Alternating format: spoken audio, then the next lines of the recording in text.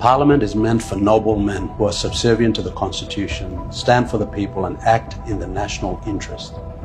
What we saw last week in Parliament was an act of a desperate Prime Minister clinging on to power.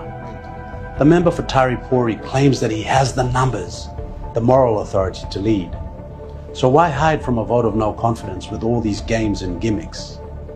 If the Prime Minister claims to be so much better than the nominee, the member for Yalibu Pangia, the father of infrastructure, the widow king, and the inimitable former Prime Minister, the Honourable Peter O'Neill, prove it.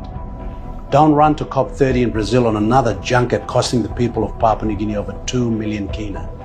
Shame on you for being unable to improve health, education, fix law and order and the economy, yet you pretend like you have some influence on the global scene. Come back and face the vote. The country deserves so much better than your chicanery and pretense.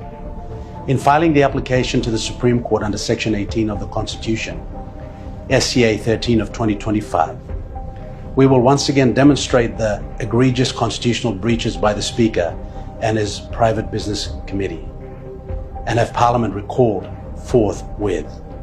The country is going to the dogs. The starting point is the inequity in the national budget and the chronic structural issues that continue to impede budget performance. There's no hiding from reality that incompetence has infiltrated public service, management, and the decision-making in government. The 2025 MAIFO warns of a 1.2 billion kina tax revenue shortfall, compounded by between 1.5 to 2.4 billion kina drop in PNG LNG, and this is related to revenues due to legacy depreciation clauses in the 2008 fiscal agreement. How is this Prime Minister going to reconcile this inequity when he was incapable of giving the autonomous region of Bougainville a clear answer on their referendum results?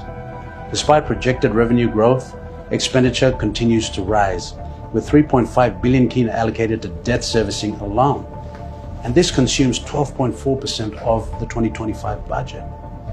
This mismatch between revenue and expenditure undermines the credibility of the fiscal consolidation narrative by this Marape government. Under the poor leadership of the Prime Minister, we are at risk of grey listing by the Financial Action Task Force, which will deter foreign investment. We have ongoing forex shortages despite BPNG's interventions. There's delays in Porgera, Papua LNG and Wafi-Golpu, which comprise medium to long-term revenue forecasts. The Marape playbook for the economy is shallow and constitutes excessive spending and irresponsible borrowing. The rules are simple: spend, spend, spend, borrow, borrow, borrow. The Prime Minister's focus on retaining power has led to unsustainable debt. 40 billion kina added in 6 years, raising the national debt to 65 billion kina. This situation is unprecedented and unsustainable. This madness cannot continue. As we prepare for the imminent VONC, all citizens must demand accountability from their members of Parliament.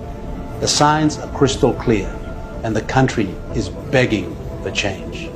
The winds of change have arrived. Make no mistake, this is the VONC to save PNG.